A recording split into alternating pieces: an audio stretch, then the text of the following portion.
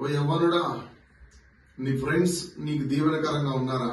పోనీ నువ్వే నీ ఫ్రెండ్స్ కు దీవెనకరంగా ఉన్నావా? నీ ఫ్రెండ్స్ కు నీవు దీవెనకరంగా ఉంటే మంచిదే.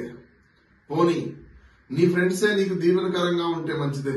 కానీ కొలీగ్స్ తో, ఫ్రెండ్స్ తో కొన్ని చట్టాపట్టాలు వేసుకుని ఇష్టానుసారంగా బ్రతుకుతూ అనవసరమైనటువంటి వాటిలో జోక్యం చేసుకుంటూ అనవసరమైన జీవితాలకు నువ్వు బానిసైపోయి అనవసరమైన అలవాట్లకు నువ్వు బందీ అయిపోయి నీ యవ్వన ప్రాయాన్ని పాడు చేసుకున్నాడు.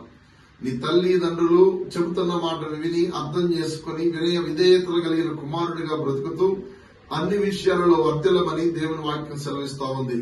తల్లిదండ్రుల మాటను వినేవారు ఆశీర్వదించబడతారని, తండ్రి మాటను వినినవాడు, తల్లి మాట వినినవారు ఆశీర్వదించబడతారని దేవుని వాక్యం సెలవిస్తా ఉంది. నీ ఫ్రెండ్స్, నీ యొక్క ఫ్రెండ్స్ సర్కిల్ ఎలా ఉందో నువ్వు పరిశీలన చేసుకోని దేవుని వాక్యం అంటుంది. జ్ఞానం గలవాడు జ్ఞానుల సహవాసం చేయను, మూర్ఖుల సహవాసం చేయనని బైబిల్ చెప్తుంది. నీ ఫ్రెండ్షిప్ ఎలా ఉంది? నీ ఫ్రెండ్స్ సర్కిల్ ఎలా ఉంది?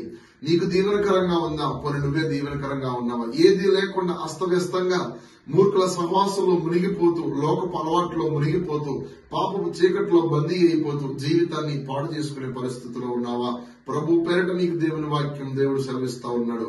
జాగ్రత్త, నీ జీవితం జాగ్రత్త, బ్రతుకు జాగ్రత్త, ప్రయాణం జాగ్రత్త. జ్ఞానం కలిగిన వారితో సహవాసం నీకు దీవెనకరమని దేవుడు సెలవిస్తా ఉన్నాడు.